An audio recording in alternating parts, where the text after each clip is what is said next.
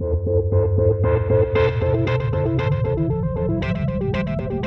this country, broad-based prosperity has never trickled down from the success of a wealthy few. It has always come from the success of a strong and growing middle class.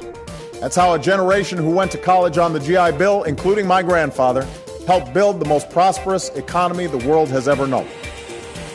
That's why a CEO like Henry Ford made it his mission to pay his workers enough so they could buy the cars that they made. And yet, for much of the last century, we have been having the same argument with folks who keep peddling some version of trickle-down economics. They keep telling us that if we convert more of our investments in education and research and healthcare into tax cuts, especially for the wealthy, our economy will grow stronger. Now, the problem for advocates of this theory is that we've tried their approach. At the beginning of the last decade, the wealthiest Americans received a huge tax cut in 2001 and another huge tax cut in 2003. We were promised that these tax cuts would lead to faster job growth. They did not. The wealthy got wealthier, but prosperity sure didn't trickle down. Instead, during the last decade, we had the slowest job growth in half a century. There was a period when insurance companies and mortgage lenders and financial institutions didn't have to abide by strong enough regulations. And what was the result?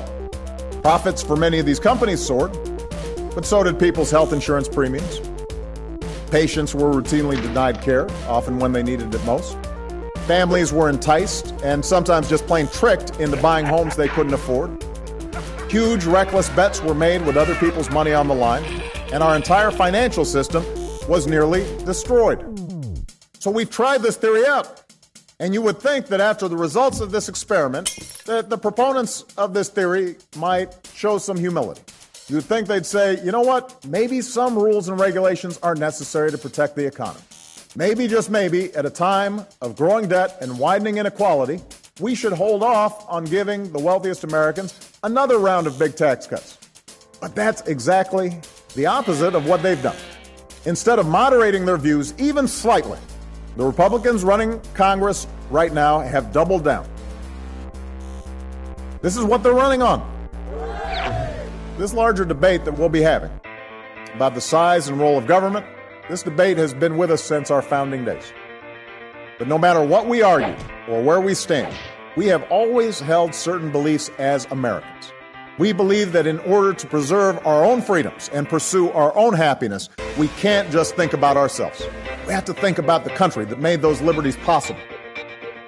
We have to think about our fellow citizens with whom we share a community. We have to think about what's required to preserve the American dream for future generations.